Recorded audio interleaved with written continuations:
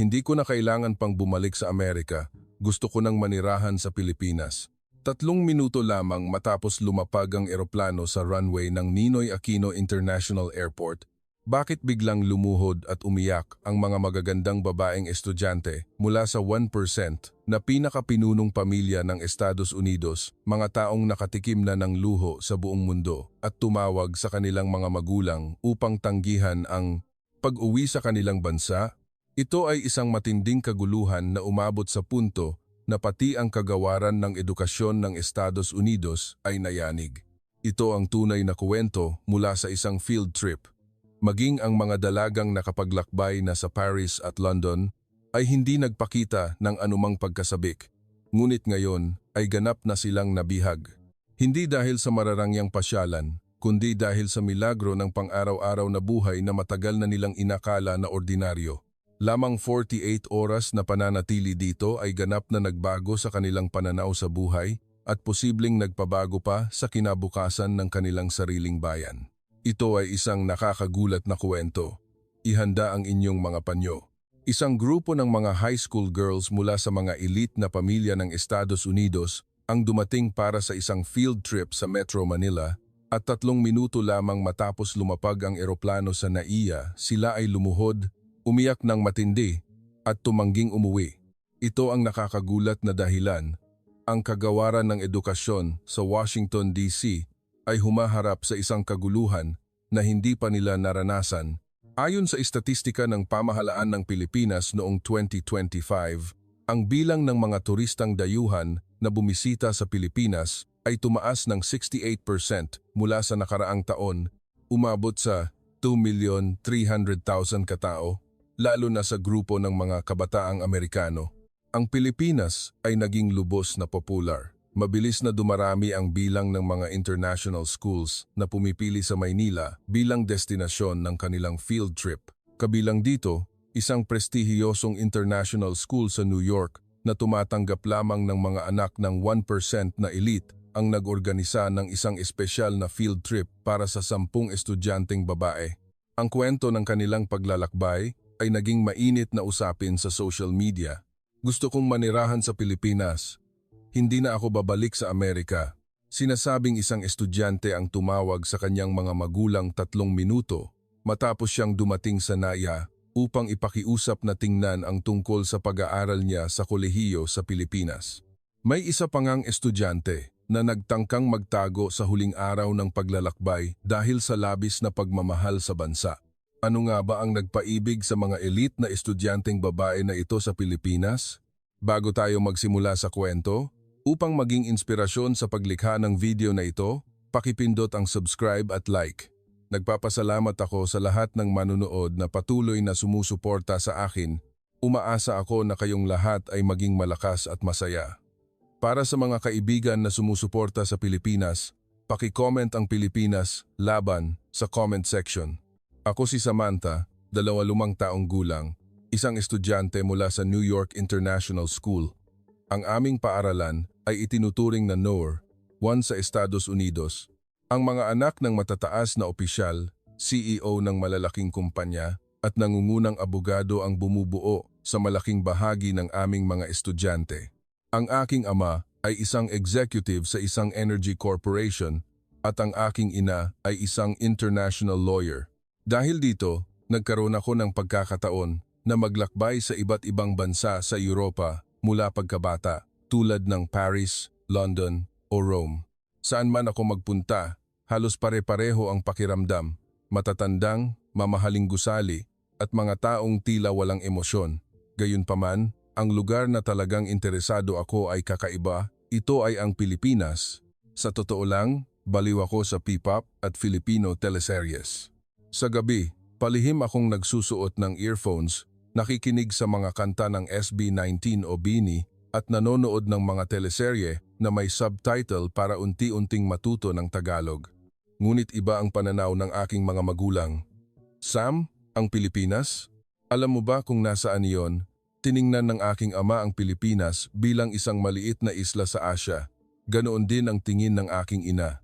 Hindi ba mas makakatulong kung mag-Europa o Amerika ka? Ngunit hindi ako sumuko. Nang pumili ang aming paaralan ng destinasyon para sa field trip, natural na pinili ko ang Pilipinas. Ang nakakagulat ay mahigit kalahati ng aking mga kaibigan ang pumili rin ng Pilipinas. Doon ko napagtanto kung gaano na kalalim ang impluwensiya ng kultura ng Pilipinas sa mga kabataang Amerikano, lalo na ang impluwensiya ng pearl milk tea at mga produkto ng teknolohiya.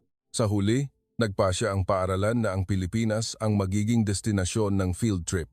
Bago ang araw ng pag-alis, hindi ako makatulog sa sobrang excitement. Halos hindi ako makapaniwala na sa wakas ay pupunta na ako sa Pilipinas. Ngunit sa parehong oras, medyo kinakabahan ako. Paano kung ang Pilipinas sa totoong buhay ay hindi tulad ng aking imahinasyon? Paano kung ako ay mabigo? Ang mga kaisipang ito ay umikot sa aking ulo habang papunta sa airport. Sinabi ng aking ina, "Huwag kang masyadong umasa. Maliit na isla lang iyan, hindi mo maikukumpara sa Europa." Tumango ako, ngunit sa isip ko gusto kong sabihin, "Hindi mo kilala ang Pilipinas, inay." Sa airport, nakita ko ang lahat ng aking mga kaibigan, lahat ay mukhang excited at kinakabahan. Si Miss Elena Reyes, ang aming head teacher, ay may 30 taong karanasan. Kahit mahigpit, isa siyang mabuting guro na taos-pusong nagmamahal sa mga estudyante. Bago umalis, tinipon niya kami at sinabi, "Lahat kayo ay dapat maging magalang at disiplinado. Tayo ang kinatawan ng Estados Unidos." Tumango kami at sumakay sa eroplano, pinagmamasdan ang unti-unting pagkawala ng kulay-abong kalangitan ng New York. Matapos ang mahabang biyahe, sa wakas ay dumating kami sa Ninoy Aquino International Airport, NAIA Terminal 3, alas 11:5:32 ng gabi. Pagkabukas pa lang ng pinto ng eroplano, bumilis ang tibok ng puso ko. Sa wakas, nakatapak na ako sa lupa ng Pilipinas. Nang dumaan kami sa jet bridge at pumasok sa arrival hall, automatikong napanganga ang bibig ko. "Miss Reyes, airport ba talaga ito? Para itong hardin ng bulaklak." Kahit gabi na, ang airport ay maliwanag na parang araw. Ang sahig ay makintab na parang salamin, malinis at nagliliwanag, kabaligtaran ng airport sa New York. Sa New York Airport, pagkatapos ng 10 p.m., karamihan sa mga ilaw ay pinapatay at ang mga tindahan ay magbubukas na lang ulit kinaumagahan. Ang sahig ay madalas marumi at ang mga empleyado ay mukhang walang emosyon, ngunit iba dito. Lahat ng empleyado sa service counter ay nakangiti at handang tumulong. Nakita ko ang isang janitor na nakangiti sa mga turista at tumatango ng may kabaitan. Totoo ba ito? Halos hindi ako makapaniwala dahil ito ay isang tanawin na hindi ko nakikita sa Amerika. Hinawakan ng isang kaibigan ang braso ko at bumulong, "Sam, ang ganda dito. Gabi na, pero ang linis, ang daming tao at may amoy pa ng sariwang hangin at posibleng sampaguita." Tumango ako. Habang naghihintay sa pila para sa immigration, muli akong nagulat. Kahit na kami ay isang hindi inaasahang grupo ng mga dayuhang estudyante, hindi nagpanik ang mga empleyado. Agad silang nagbigay ng voluntaryong empleyado na matatas magsalita ng Ingles upang alagaan kami. Magandang gabi, maligayang pagdating sa Pilipinas, mga estudyante. Ang matatas na Ingles ay nagpangiti sa amin ng aking mga kaibigan. Dahan-dahan at magalang na ipinaliwanag ng voluntaryong empleyado ang buong proseso, isinasaalang-alang ang aming edad mula sa kung paano punan ang arrival card hanggang sa baggage claim area at maging ang schedule para sa susunod na araw. Kung mayroon kayong anumang tanong o abala, pakialam lang kami. Kami ay laging handang tumulong. Hindi ko maiwasang isipin kung kailan ako huling nakatanggap ng ganitong uri ng atensyon at pag-aalaga. Sa mga airport sa Europa o Amerika, hindi na bago ang ma-ignore o mabastos dahil ikaw ay dayuhan. Nakatayo sa harap ng automated immigration machine, hindi ko maintindihan kung paano gamitin ang makinang hindi ko pa nakikita. Habang nalilito ako, isang empleyado na nakasuot ng vest ang agad lumapit at inalalayan ako ng may kabaitan. "Pakilagay po ang inyong pasaporte dito at tingnan ang screen na ito. Mayroon pong English support." Tiningnan ko ang screen at nakita kong mayroon talagang maraming wika kasama na ang Ingles. Ang user-friendly na disenyo ay nagpadali sa paggamit. Nang matapos na ako, Lumingon ako sa aking mga kaibigan at nakita kong ginagamit din nila ang makina na may katulad na pagtataka sa mukha. Pagkatapos, lumipat kami sa baggage claim area. Sa malaking electronic display, ipinapakita ang lokasyon ng bagahe ng real-time. Sa New York, ang paghahanap ng bagahe ay madalas tumatagal ng oras. Hindi mo alam kung nasaan ang bagahe at walang empleyado na matatanungan. Ngunit dito, ang lahat ng sistema ay gumagana ng tumpak at mabilis. Lumabas ang aking bagahe sa loob lang ng 10 minuto. Habang naghihintay ng bagahe, kinuha ko ang aking smartphone at nagpadala ng text message sa aking ama. Itay, paki-check po ang mga university sa Pilipinas para sa akin. Ang ganda po dito. Kahit 3 minuto pa lang po ako dito, in love na ako sa lugar na ito. Pagkatapos magpadala ng mensahe, napagtanto ko ang isinulat ko. University sa Pilipinas? Ang ideya na iyon ay sumulpot sa aking isip nang hindi ko namamalayan. Kahit hindi pa ako nakakalabas sa airport, ramdam ko na ang bansang ito ay ganap na iba sa aking imahinasyon. Mas maunlad, detalyado, at puno ng sangkatauhan. Tinipon kami ni Miss Reyes. Sige, pupunta na tayo sa hotel. Kumpleto na ba ang bagahe ng lahat? Tumango kami at sumunod sa guro. Habang palabas ng airport, patuloy akong tumitingin sa paligid. Ang mga 24 ni 7 convenience stores, currency exchange counter, at maging ang telecommunication counter lahat ay malinis at organisado. Pagkalabas namin ng airport, humampas sa aming mukha ang maalinsang tropikal na hangin ng gabi. Naglakad kami patungo sa bus stop. Dumating ang bus. Ikinarga namin ang aming mga bagahe. Napakalinis din ng loob ng bus. Komportable ang mga upuan, malamig ang aircon. Lumingon ang driver at nagsalita sa Ingles. Welcome to the Philippines. Expect to arrive in Manila in about 40 minutes. Pakisuot po ang seatbelt ninyo. Malamang alam niya na kami ay mga dayuhang turista, kaya nagbigay siya ng espesyal na atensyon. Isinuot ko ang aking seatbelt at tumingin sa labas ng bintana. Umalis na ang bus. Unti-unting nawala ang naiya. Ang skyway patungo sa Maynila ay nasa aming harapan. Kahit gabi na, maliwanag pa rin ang kalsada. Maayos ang paggalaw ng mga sasakyan. Ang kalsada sa New York sa gabi ay madalas madilim at delikado. Ngunit dito ay ganap na kakaiba. Isang kaibigan ang tumuro sa labas ng bintana at sumigaw. Tingnan nyo, ang daming tindahan na may ilaw. Convenience store ba yon? Tumingin kaming lahat sa labas ng bintana. Totoo nga. Sa bawat 200,300 metro, mayroong 7-Eleven o mini-stop. Ang mga tao ay natural na pumapasok at lumalabas, kahit na hating gabi na. Sa New York, pagkatapos ng 10 p.m., karamihan sa mga tindahan ay sarado na. Ang sinabi ng aking mga kaibigan ay nagpasang-ayon sa lahat. Doon kami nakakita ng mas nakakagulat na tanawin. Nakita namin ang mga babae na naglalakad ng mag-isa sa kalsada, pasado 1 ng umaga. Ang mga babaeng iyon ay nakasuot ng earphones, shorts at naglalakad ng komportable na parang naglalakad lang sa parke. Ang ilan ay nagbibisikleta pa nga. Napanganga ako sa gulat dahil ito ay isang tanawin na imposibleng isipin sa Estados Unidos. Sa New York, pagkatapos ng 10 p.m., ang isang babae na naglalakad ng mag-isa sa labas ay itinuturing na peligroso. Ang balita tungkol sa karahasan sa kalye at kidnapping ay araw-araw. Kaya hindi pa ako nakapaglakad ng mag-isa sa gabi. Laging kasama ko ang aking ama o ang driver. Ngunit dito, sa Pilipinas iba, kahit halos 2 a.m. na, ang mga babae ay nakakapaglakad ng komportable. Ang ilan ay nanonood pa nga sa kanilang smartphone o bumibili ng late-night snack. Ma'am, hindi ba delikado ang mga babaeng iyon?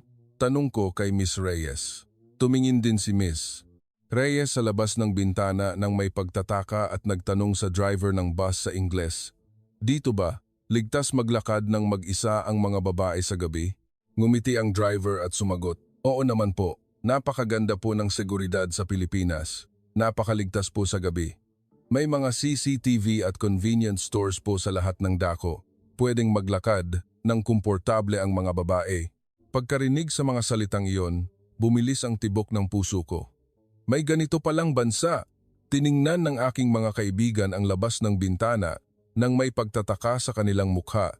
Naisip ko, Ito ang tunay na mukha ng isang maunlad na bansa, hindi mga mararangyang gusali o mamahaling brand name stores, kundi isang bansa kung saan ang mga mamamayan ay nakakapaglakad ng komportable sa gabi. Ito ang tunay na maunlad na bansa. Nagpatuloy ang bus sa pagbiyahe, papasok sa Metro Manila.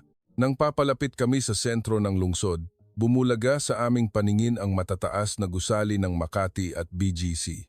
Ang natatanging hugis ng mga gusali ay nakatayo sa gitna ng kalangitan sa gabi.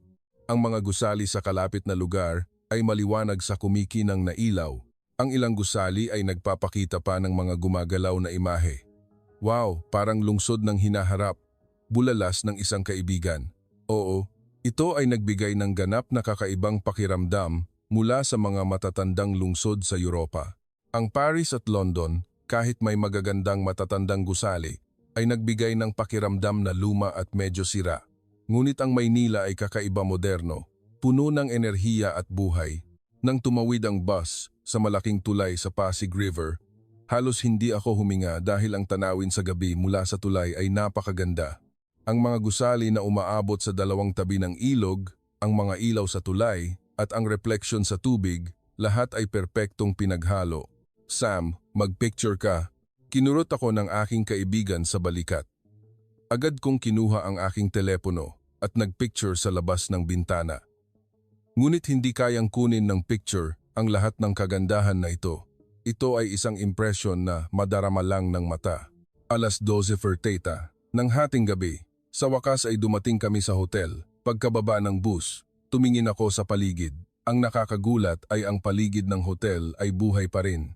Ang mga 24 2-hour karinderya ay mayroon pa ring mga customer at ang mga tao ay naglalakad pa rin sa kalye. Sa New York, ang oras na ito ay magiging tahimik na gabi, ngunit ang Maynila ay kakaiba. Tila hindi natutulog ang lungsod na ito. Pagpasok namin sa lobby ng hotel, ang modernong dekorasyon ay bumungad sa aming paningin.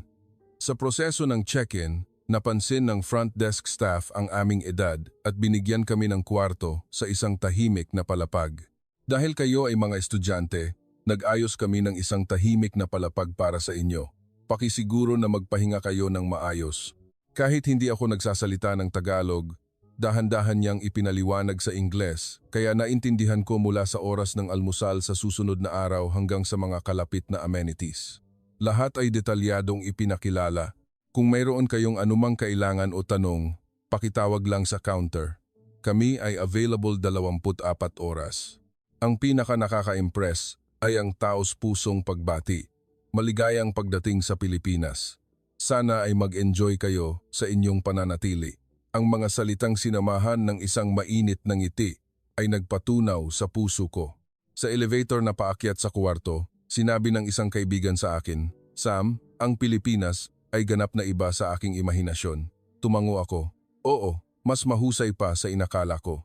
Kahit ang biyahe lang mula sa airport patungo sa hotel, parang nakaranas na ako ng isang mundo na kakaiba sa Amerika. Sumang-ayon din ng iba pang kaibigan. Oo, napakaligtas sa gabi at napakalinis. At ang mga tao ay napaka-friendly. Hindi ka panipaniwala. Pagdating sa kwarto, binuksan ko ang pinto at bumungad ang malinis at komportableng espasyo. Ang kama ay mukhang malambot, ang banyo ay malinis. Binuksan ko ang bintana at tumingin sa labas. Kahit halos 3 AM na, maliwanag pa rin ang kalsada. Ang mga convenience stores, carinderias at coffee shops ay may ilaw pa rin. Ang mga tao ay natural na pumapasok at lumalabas. Hindi talaga natutulog ang lungsod na ito. Sa sandaling iyon, napagtanto ko kung bakit napakagaling ng Pilipinas. Ang mga tao sa bansang ito ay tila nagtatrabaho, namumuhay at nagsisikap ng walang tigil, ngunit sa parehong oras ay mukhang masaya. Tila hindi sila pinipilit, ngunit pinili nilang gawin iyon ng kusa. Nakaupo sa kama, hindi ako dinadapuan ng antok dahil maraming ideya ang umiikot sa aking ulo. Ang unang impresyon sa airport, ang ligtas na kalsada sa gabi, ang buhay na lungsod, ang mundo na alam ko ay ganap na nabaliktad. Ang inakala kong ordinaryo sa Amerika ay hindi pala ordinaryo. Hindi pwedeng maglakad ng mag-isa ang mga babae sa gabi. Lahat ng tindahan ay sarado na kapag gabi. Ang airport ay madilim at marumi. Ang mga empleyado ay walang emosyon at hindi friendly. Akala ko noon, ang mga ito ay normal, na ganyan talaga ang mundo. Ngunit nang dumating ako sa Pilipinas, napagtanto ko na ang mundo ay pwedeng magbago. Pwedeng makalikha ng isang lipunan na mas ligtas, komportable at friendly. At ito ay hindi espesyal, ito ay resulta ng kamalayan ng mga mamamayan at ng paggana ng sistema. Kinuha ko ang aking telepono at nagpadala ng text message sa aking ina. Inay, ang galing po talaga ng Pilipinas. Hindi po tulad ng iniisip ninyo. Kung ano pa po ang makita ko bukas, tatawag po ako ulit. Mahal ko po kayo. Pagkatapos magpadala ng mensahe, inilapag ko ang telepono at tumingin ulit sa labas ng bintana. Ang gabi ng Maynila ay maliwanag at puno ng buhay. Habang tinitingnan ko ang mga ilaw, naisip ko, sa susunod na mga araw, ano pa kaya ang makikita ko? Anong sorpresa pa kaya ang ibibigay ng Pilipinas sa akin? Ang pag-asa at excitement ay nagpatibok ng malakas sa puso ko. Hindi ako nakatulog sa gabing iyon o mas tamang sabihin, ayaw kong matulog dahil gusto kong maramdaman ang sandaling ito, ang excitement na ito, ng matagal. Habang pinagmamasdan ang mga ilaw sa labas ng bintana, nanumpa ako sa sarili ko na itatala ko ang lahat sa Pilipinas sa aking mga mata at isang araw, babalik ako dito. Marahil ay mananatili ng mas matagal, mag-aaral, magtatrabaho o maninirahan dito. Ganoon ang nararamdaman ko. Ang unang gabi ko sa Pilipinas ay nagtapos nang makatulog ako sa 4 a.m. Ngunit sa aking panaginip, naglalakad pa rin ako sa mga kalsada ng Maynila sa gabi mag-isa, ligtas at malaya. Ito ay isang karanasan na hindi ko mararanasan sa Estados Unidos maging sa panaginip. 6:00 ng umaga. Nagising ako dahil sa jet lag. Ang orasan sa tabi ng kama ay nagpapakita ng 6 a.m. halos hating gabi sa oras ng New York. Kahit pagod ang katawan ko, kakaiba ang excitement ng aking puso. Narinig ko ang mga bulungan sa pasilyo. Binuksan ko ang pinto at nakita ko ang 6 na iba pang kaibigan na hindi rin makatulog at nagtipon sa pasilyo. Sam, hindi ka rin makatulog? Oo, dahil sa jet lag. Bakit kayo lumabas? Gutom kami. Gusto naming kumain. Pero may bukas kaya na kainan sa oras na ito? Nagtataka ang lahat dahil sa New York, napakahirap maghanap ng restaurant na bukas bago mag 8 a.m. Maingat kaming kumatok sa kwarto ni Miss Reyes. Gising na rin si Miss Reyes. Ma'am, gutom na po kami. Mayroon po bang lugar na makakainan? Kahit mukhang nag-aalala si Miss Reyes, tumawag siya sa front desk para matiyak. Hindi nagtagal, sumaya ang mukha ni Miss Reyes. May magandang balita. Sabi nila, may 24-hour karinderya lang sa tabi ng hotel. 24 oras? Nagpakita kaming lahat ng mukha ng pagtataka. Ang kumain ng 6 a.m. ay isang bagay na hindi namin maiisip sa Estados Unidos. Agad kaming nagpalit ng damit at lumabas. Pagkalabas pa lang namin ng hotel, muli kaming nagulat. 6:06 a.m. na. Ang kalsada ay puno na ng tao. Ang mga empleyado na naglalakad ng mabilis. Ang mga nagmomotor, ang mga taong lumalabas sa convenience store.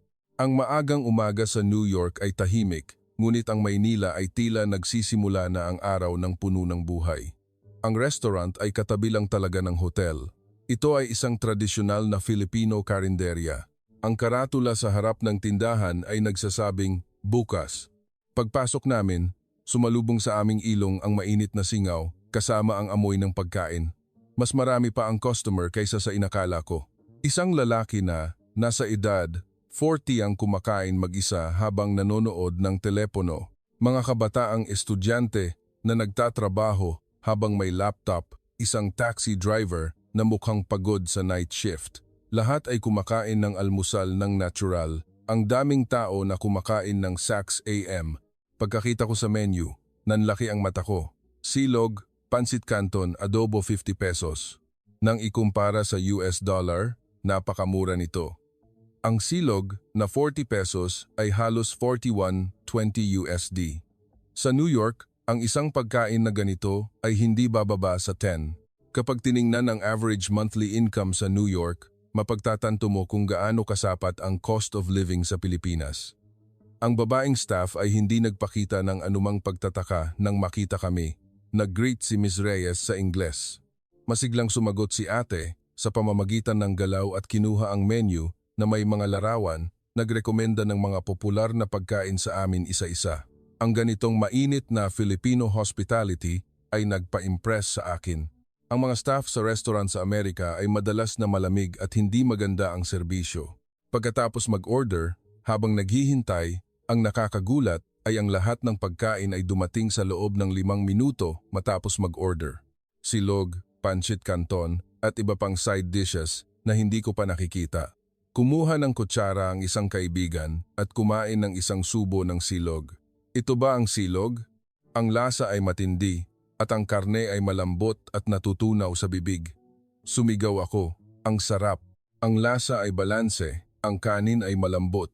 Sa isang iglap, naubos ko. Ang pansit ay hindi kapani-paniwala ring masarap ganap na iba sa noodles na kinakain ko sa Amerika. Malambot ang noodles, mayaman ang sabaw. Kaming 7 ay kumain ng nakayuko. Pagkatapos kumain, nang i-check ang bill, muli akong nagulat. Ang kabuuang halaga ng pagkain para sa 7 tao na kumain ng busog ay halos 1,000 pesos lang. Kapag ikinumpara sa US dollar, ito ay mga 5 AKR. Sa New York, ang isang pagkain sa parehong antas ay hindi bababa sa 90 USD, halos 3 beses na mas mahal. Tumpak na sinuklian kami ni ate at ngumiti. Nagsalita ng simpleng Ingles. Masarap po ba? Sumagot si Miss Reyes. Opo. Napakasarap. Maraming salamat po. Pagkalabas namin ng karinderya, hindi tumigil ang aking mga kaibigan sa pagpuri. Ang sarap ng pagkain, ang mura, ang ganda ng serbisyo, napaka-perpekto. Oo, at bukas pa sila ng 6 AM. Ang galing talaga. Tumango ako habang iniisip na hindi kapani-paniwala ang pagkakaiba sa pagitan ng Estados Unidos at Pilipinas. Hindi lang ito tungkol sa laki ng ekonomiya, kundi pati na rin sa kaginhawaan sa pang-araw-araw na buhay at kalidad ng buhay. Habang pabalik sa hotel, dumaan kami sa isang convenience store. Pagpasok pa lang namin sa convenience store, may isa pang sorpresa ang naghihintay. Kahit na maagang umaga, ang tindahan ay malinis na parang isang maliit na supermarket. Maraming produkto ang nakahanay. Ang mas nakakagulat ay ang mga bagay na hindi namin inakala na posibleng gawin sa isang convenience store ay pwedeng gawin dito. Hindi lang ito tungkol sa pagbili ng mga bagay, kundi maaari ring magbayad ng bill sa tubig at kuryente, mag-withdraw ng pera sa ATM, at maging bumili ng ticket sa tren at concert. Ang mga convenience stores sa Amerika ay nagbebenta lang ng simpleng pagkain, ngunit ang convenience store sa Pilipinas ay parang isang komprehensibong maliit na sentro ng buhay. Ang aking mga kaibigan ay pumili ng kanilang paboritong snacks, lalo na ang pearl milk tea at iba pang inuming gatas na natatangi sa Pilipinas, na naging napaka-popular. Sa checkout counter, muli akong namangha. Mabilis ang pagbabayad. Pagka-scan pa lang ng barcode, lumabas na ang presyo, at nang itap ang GCash, PayMaya card, tapos na ang bayad. Napaka-friendly ng mga staff at hindi nagpakita ng pagkadismaya nang makita kaming mga dayuhan. Sa halip, nag-greet sila sa Ingles, "Welcome to the Philippines." Pagkalabas namin ng convenience store, sinabi ng isang kaibigan, "Ang Pilipinas ay parang isang bansa na 24 na oras na komportable. Maaari mong asikasuhin ang mahahalagang bagay anumang oras." Oo. Habang pabalik sa hotel, nagulat ako sa kalinisan ng kalsada. Walang ni isang pirasong basura. Napakalinis. May mga janitor na nagwawalis ng kalsada. Ang mga janitor na nakasuot ng vest ay nagwawalis ng kalsada gamit ang walis. Ang buong lungsod ay gumagana na parang isang perpektong buhay na organismo. Sa New York, ang mga tourist streets lang ang malinis, ngunit ang mga alleyway ay madalas marumi. Ngunit ang Maynila ay kakaiba. Hindi lang ito ang paligid ng hotel, kundi pati na rin ang mga alleyway ay malinis. Pagbalik sa lobby ng hotel, gising na ang iba pang estudyante. Nang makita nila kaming lumabas ng maaga, nagtanong sila, "Saan kayo nagpunta?" Nag-almusal. May dapuntapor dong hour karinderya doon. Inggit na sinabi ng aking mga kaibigan, "Sa susunod, isama nyo kami." 9 AM. Sinimulan namin ang aming tunay na paglalakbay sa Pilipinas kasama ang lahat ng estudyante. Ang unang destinasyon ay ang Rizal Park. Nagpasya si Miss Reyes, napili nito batay sa rekomendasyon ng hotel staff na nagsasabing ito ang lugar kung saan makikita ng pinakamahusay ang pang-araw-araw na buhay ng mga taga-Maynila. Nagpasya kaming maglakbay gamit ang MRT. Pagpasok pa lang namin sa MRT station, muling nagulat ang mga estudyante. Napakalinis ng loob ng istasyon. Ang sahig ay makintab na parang salamin. Walang ni isang scratch ang dingding. Napakalinis. Ito ay nagbigay ng ganap na kakaibang pakiramdam mula sa madilim at lumang subway sa New York. Umakyat kami sa escalator na patungo sa platform. Kahit nasa ilalim ng lupa, napakaganda ng ventilation system. Ang hangin ay sariwa. Pagdating sa platform, maayos ang pila ng mga tao. Nagpipila sila sa likod ng puting linya na iginuhit sa sahig. Nagpipila sila, bulong ng isang kaibigan. Sa subway ng New York, nagtutulakan ng mga tao at nagsisiksikan. Tumingin ako sa electronic display at muli akong namangha dahil ipinapakita nito ang oras kung kailan darating ang susunod na tren ng tumpak. Darating sa loob ng 2 minuto at 30 segundo. Sinuri ng isang kaibigan ang orasan sa kanyang telepono para kumpirmahin. Dumating talaga ang tren sa tamang oras. Wala pang 1 segundong pagkakamali. Nang dumating ang tren, mas nakakagulat ang pag-uugali ng mga tao. Pagkabukas pa lang ng pinto, lahat ay tumabi upang palabasin muna ang mga bababa. Pagkatapos ng lahat ng pasahero, umakyat kami sa tren ng maayos. Walang nagtutulakan o nag-aaway.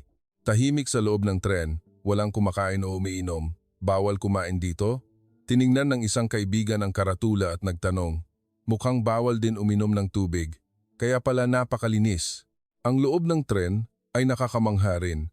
Ang upuan para sa mga PWD ay nakalaan para sa mga nangangailangan. Ang aircon ay gumagana ng mahusay. Malamig ang hangin, napakaliit ng ingay.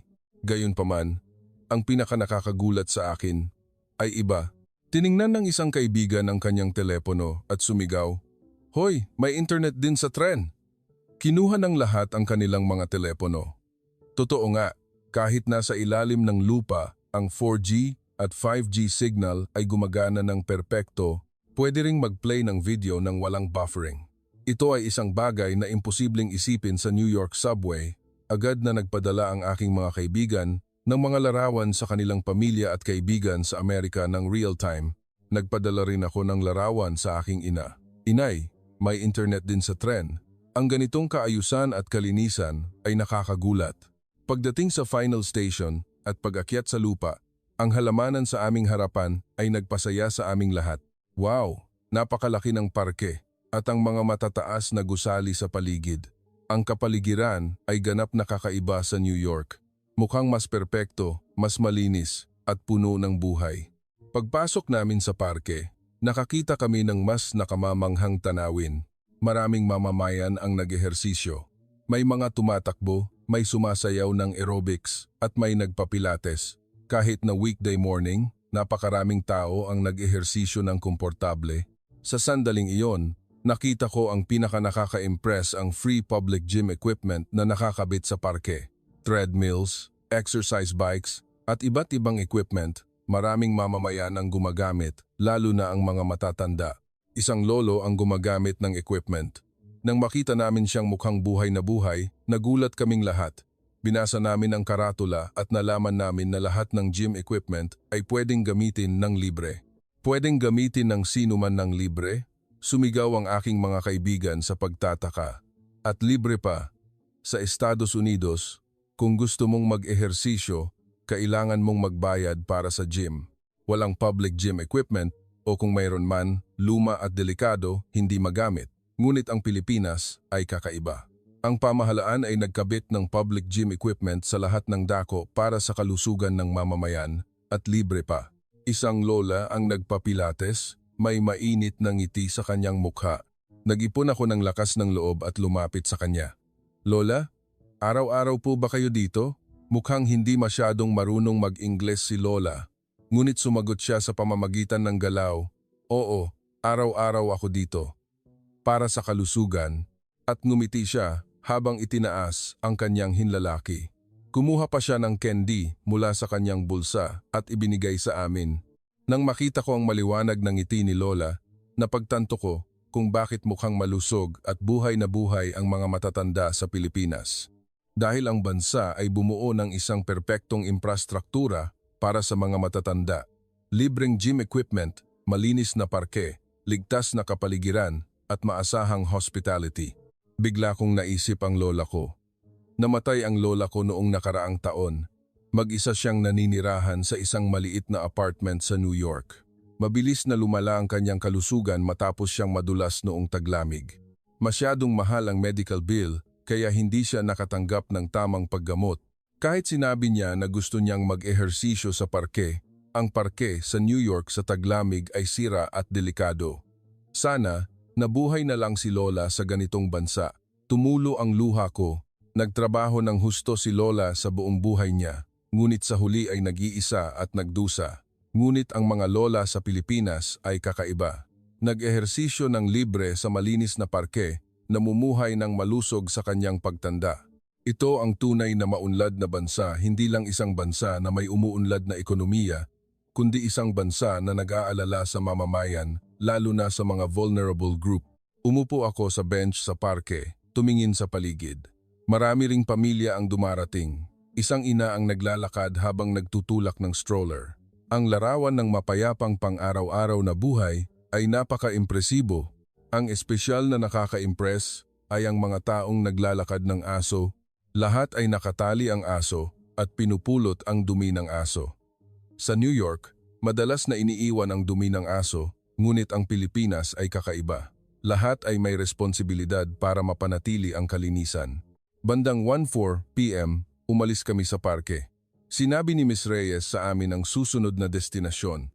Pupunta tayo sa isang sikat na bookstore sa sentro ng lungsod.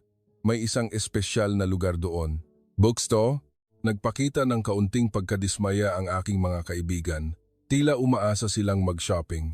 Ngumiti si Miss Reyes at sinabi, "Pwede rin kayong mag-shopping, pero gusto kong makita ninyo muna ang isang bagay." Naglakbay kami patungo sa isa sa mga sikat na bookstores sa sentro ng lungsod. Pagpasok pa lang namin sa gusali, nanlaki ang mata ng mga estudyante. Hindi lang ito isang ordinaryong bookstore. Kahoy na sahig, malambot na ilaw, at mga istante ng libro na puno ng kultural na ambiyanse. Para itong cultural space, tanong ng isang kaibigan nang may pag-aalinlangan. Ngunit hindi lang ang kagandahan ng gusali ang gusto ni Miss Reyes na makita namin. Tingnan ninyo, lahat, tingnan ninyo sa paligid ng detalyado, bulong ni Miss Reyes. Tumingin ako sa paligid at napagtanto ko na kahit 2 p.m. ng weekday, napakaraming mamamayan ang nagbabasa ng libro. Ang ilan ay nakaupo sa sahig, ang ilan ay nakaupo sa reading nook, nakayuko at seryosong nagbabasa. Ang espesyal na nakaka-impress ay ang mga empleyado na nakasuot ng dress shirt. Isang lalaki ang nagbukas ng libro tungkol sa finance at masiglang nagtatala. Hindi ba sila nagtatrabaho? Bulong ng isang kaibigan kay Miss Reyes. Ipinaliwanag ni Miss Reyes, siguro ginagamit nila ang kanilang lunch break o free time. Mahilig magbasa ang mga Pilipino. Ang bookstore na ito ay may sangay pa nga na 24 oras na bukas para makapagbasa ang mga tao sa gabi. Nagulat ako. Ang mga empleyado sa New York ay madalas gumugol ng lunch break sa pag-inom ng kape o paninigarilyo sa coffee shop, ngunit ang mga empleyado sa Pilipinas ay nagbabasa ng libro sa bookstore. Tila binibigyan talaga nila ng halaga ang pag-aaral. Ganoon ba? Bulong ko.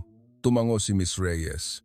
Oo, hindi tumitigil sa pag-aaral ang mga Pilipino sa buong buhay nila. Ito ang isang dahilan kung bakit ang maliit na bansang ito ay naging technology hub. Mas detalyado akong tumingin sa paligid. Hindi lang ito mga kabataang empleyado, kundi pati na rin ang mga matatanda.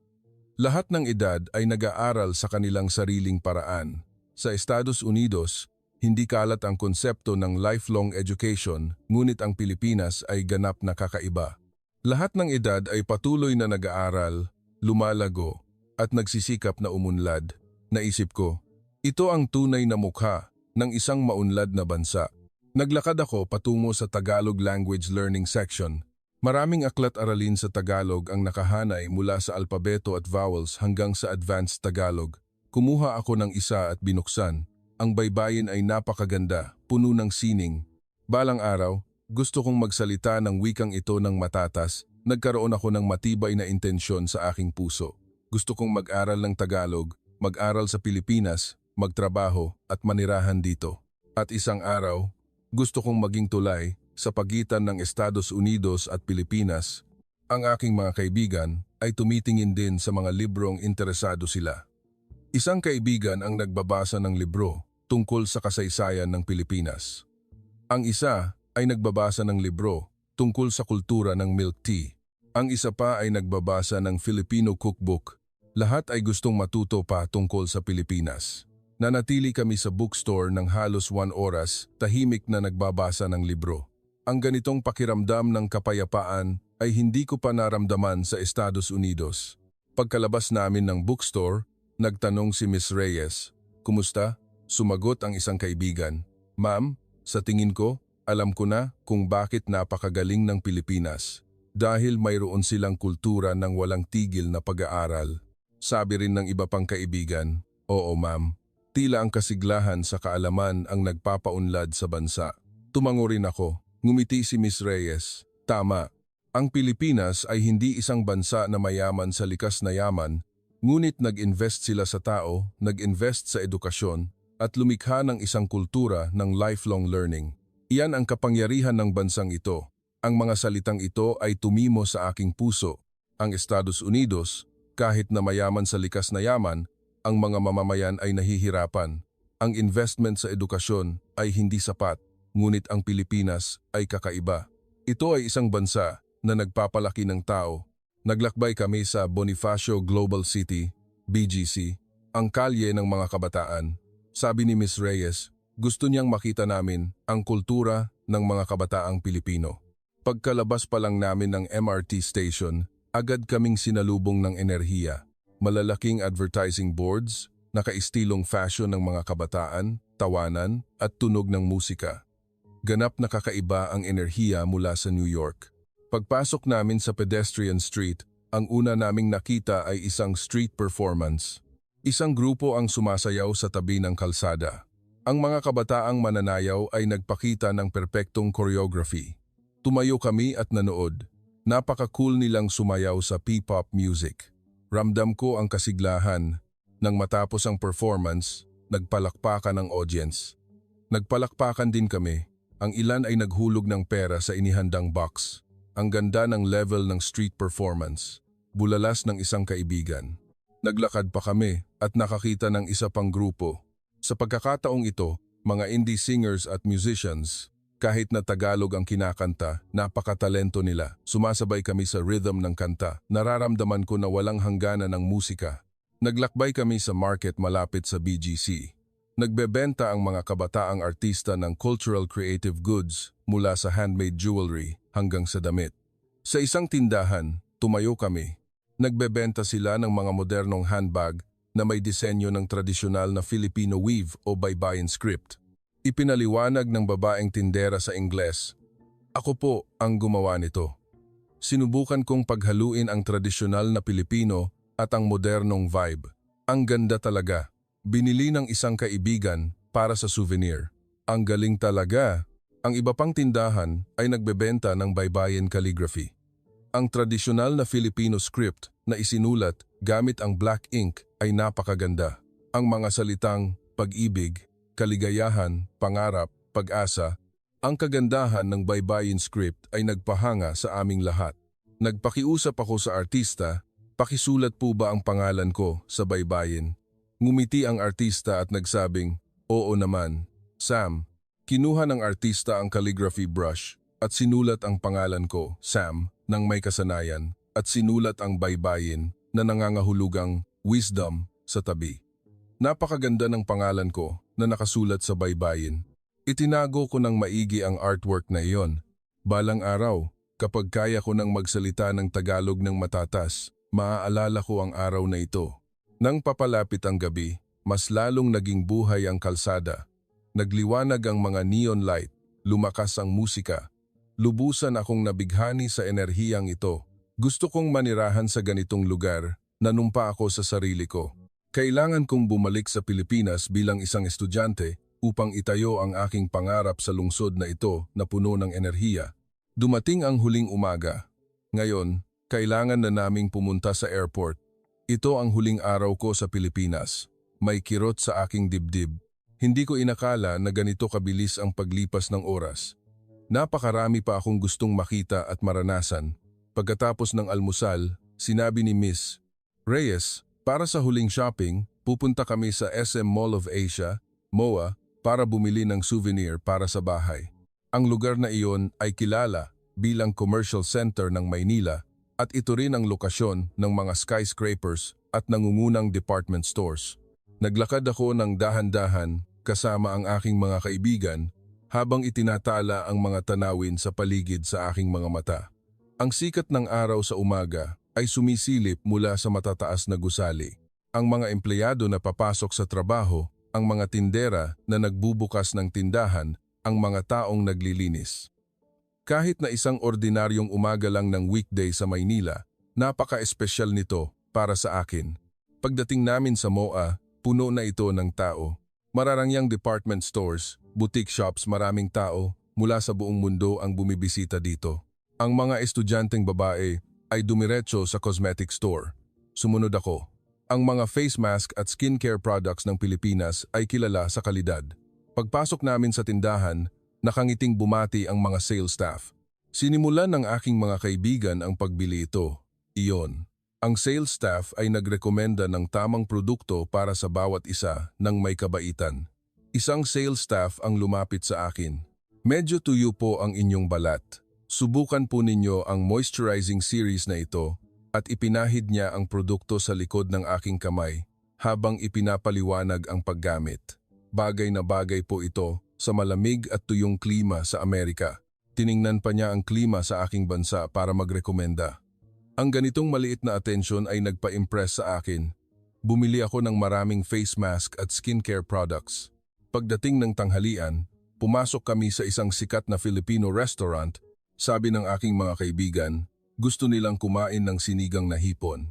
Pagpasok namin sa restaurant, ang menu ay may mga larawan at Ingles na description, kaya napakadaling mag-order. Nang iserve ang sinigang na hipon, naghiyawan ang lahat. Mabango, umuusok, maraming ingredients, at pinong-plating na parang sining. Nang tikman ko, ang sarap talaga. Ang matinding lasa ay kumalat sa aking bibig. Nag-order pa kami ng fried rice at kare-kare. Pagkatapos kumain, binisita namin ang Paco Park na malapit lang. Ito ay isang tahimik at eleganteng lugar. Pagpasok ko sa parke, tahimik akong tumingin sa paligid. Gusto ko ang ganitong mapayapang kapaligiran. Umupo ako sa bench sa ilalim ng isang puno. Kitang-kita ko pa ang skyline ng Makati mula sa malayo. Tinipon kami ni Miss Reyes. Kumusta ang ilang araw na paglalakbay na ito? Isa-isang sumagot ang aking mga kaibigan. Napakaganda ma'am, hindi ko alam na ganito kaganda ang Pilipinas. Napakaligtas, napaka-friendly ng mga tao, napakasarap ng pagkain. Lahat ay perpekto. Sumunod na ako. Huminga ako ng malalim at nagsabi, Ma'am, hindi ko po kilala ang Pilipinas. Mahilig lang akong makinig sa P-pop. Wala akong alam sa bansa na ito. Ngunit ngayon, iba na. Ang Pilipinas na po ang paborito kong bansa. Nanginginig ang boses ko. Kailangan ko pong bumalik. Gusto kong manatili ng mas matagal. Hindi, gusto ko pong manirahan dito. Tumango rin ang iba pang kaibigan.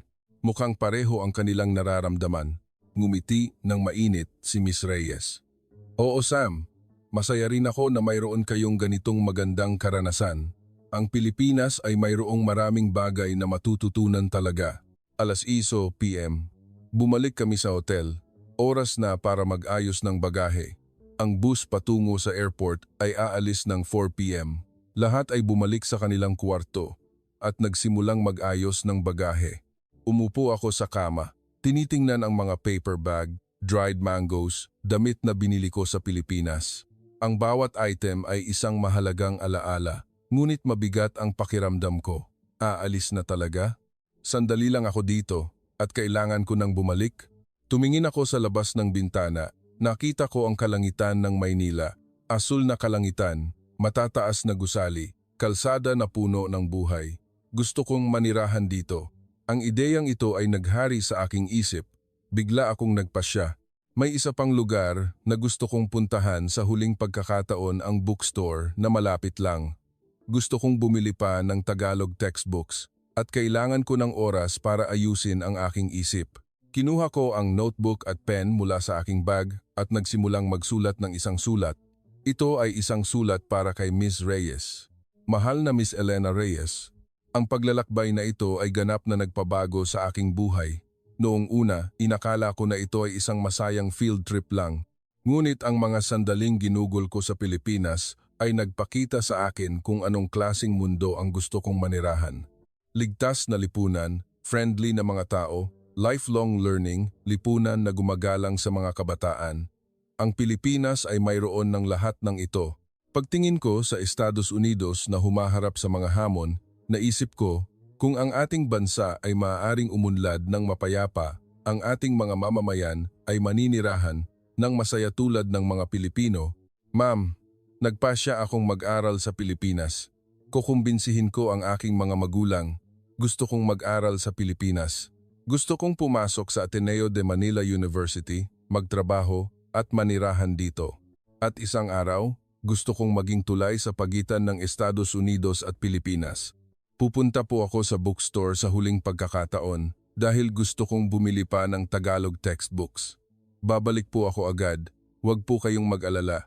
Sam, inilagay ko ang sulat sa envelope, inilagay sa mesa at tahimik na lumabas sa kwarto. Sa bookstore, pumili ako ng ilang Tagalog textbooks. Gusto kong mag-aral talaga. Gusto kong magsalita ng Tagalog ng matatas. Pagkatapos magbayad, lumabas ako sa bookstore, bit-bit ang mabigat na bag. Naglakad ako sa kalsada. Sa sandaling iyon, huminto ako sa harap ng isang coffee shop. Tumingin ako sa bintana, nakita ko ang mga tao na umiinom ng milk tea habang nag-uusap ng masigla. Mapayapang pang-araw-araw na buhay. Nagbuntong hininga ako. Gusto kong mamuhay ng ganito. Walang digmaan, walang takot. May buhay lang na puno ng pangarap, malaya.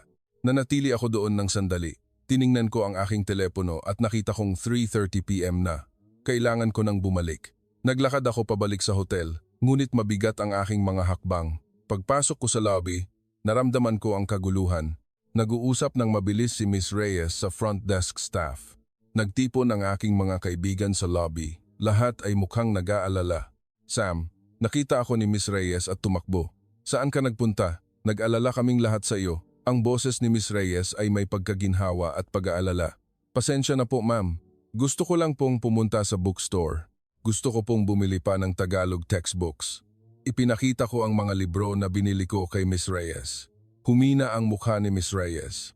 Sa susunod, magsabi ka muna kung saan ka pupunta. Alam mo ba kung gaano kami nagulat na nawala ka? Pasensya na po talaga. Lumapit din ang aking mga kaibigan. Sam, akala namin umibig ka sa isang Pilipino at tumakas ka na. Pasensya na. Gusto ko lang makita ang lungsod na ito. Sa huling pagkakataon, inilagay ni Miss Reyes ang kanyang kamay sa aking balikat. Naiintindihan ko, Sam, pero kailangan na talaga tayong umalis. Aalis na ang bus. Ma'am, inabot ko ang envelope na kinuha ko sa kwarto kay Miss Reyes. Ito po ang sulat na sinulat ko para sa inyo. Pakibasa po mamaya. Kinuha ni Miss Reyes ang sulat at tumango. Pagkatapos mag-ayos ng bagahe, sumakay kami sa bus. Tumingin ako sa labas ng bintana, nakita ko ang kalsada sa paligid ng hotel, ang skyline ng Makati. Umalis na ang bus. Unti-unting nawala ang lahat. Paalam Maynila, nagpaalam ako sa aking puso. Babalik ako, sigurado. Sa susunod, mananatili ako ng mas matagal. Dumating kami sa Naiya, ang lugar na unang tinapakan ko ilang araw na ang nakalipas. Ngunit ang aking isip ay ganap nang nagbago. Sumakay ako sa eroplano at umupo sa upuan, tumingin sa labas ng bintana. Unti-unting lumiit ang lupa ng Pilipinas. Tumulo ang luha ko. Ayaw ko ng ganitong paghihiwalay. Ngunit sa parehong oras, nanumpa ako na babalik ako. Sa susunod, bilang isang estudyante, kinabukasan ng umaga, dumating kami sa airport sa New York. Ang kulay abong kalangitan ng Estados Unidos ang sumalubong sa amin, ganap na kakaiba sa asul na kalangitan ng Maynila. Pagkalabas namin ng airport, sinalubong kami ng mga magulang. Nang makita nila ako, tumakbo sila. Sam, welcome home. Salamat, inay. Niyakap ko ang aking ina, ngunit kakaiba ang pakiramdam ko. Pakiramdam ko, kakaiba ang New York. Kahit na ilang araw pa lang ang nakalipas, ito pa rin ang aking tahanan. Ngunit ngayon, pakiramdam ko, hindi ako komportable. Ang aking mga kaibigan ay nagsimulang magkuwento sa kanilang mga magulang tungkol sa Pilipinas nang walang tigil. Inay, ang galing po talaga ng Pilipinas. Itay, doon, pwedeng maglakad ng mag-isa ang mga babae sa gabi. May 24-hour convenience stores. Ang linis ng MRT, nagbago ang mukha ng mga magulang sa pagtataka. Tinitigan ako ng aking ina. Sam, gusto mo ba talaga ang Pilipinas? Opo, inay. Mas mahusay pa sa inakala ko. Habang pabalik sa bahay, sa kotse, tumingin ako sa labas ng bintana. Ang kalsada sa New York ay bumungad sa aking paningin. Matatandang gusali, maruruming kalsada. Walang emosyon ang mga tao. Bakit ang dilim dito? Bakit ang dumi? Bakit walang ganyang mukha ang mga tao? Hindi ko maiwasang ikumpara sa Pilipinas. Pagbalik sa bahay, binuksan ko ang aking bagahe at kinuha ang mga bagay na binili ko sa Pilipinas isa-isa. Face mask, dried mangoes, Tagalog textbooks. Pumasok ang aking ina sa aking kwarto. Sam, ano ang lahat ng ito? Regalo po, inay. Face mask mula sa Pilipinas. Umupo ako sa kama, tinitingnan ang aking ina. Inay, gusto ko pong mag-aral sa Pilipinas. Huminto ang kamay ng aking ina. Ano? Gusto mong mag-aral sa Pilipinas? Opo, gusto ko pong mag-aral sa kolehiyo sa Pilipinas. Gusto ko pong pumasok sa Ateneo de Manila University. Umupo ang aking ina sa tabi ko. Sam, ilang araw ka lang doon. Ang nakita mo sa paglalakbay at ang totoong buhay ay hindi pareho. Alam ko po, pero inay, seryoso po ako. Gusto ko pong itayo ang aking kinabukasan sa Pilipinas. Sa gabing iyon, nagkaroon ng family meeting. Umupo ako sa harap ng aking mga magulang at ikinuwento ang aking nararamdaman.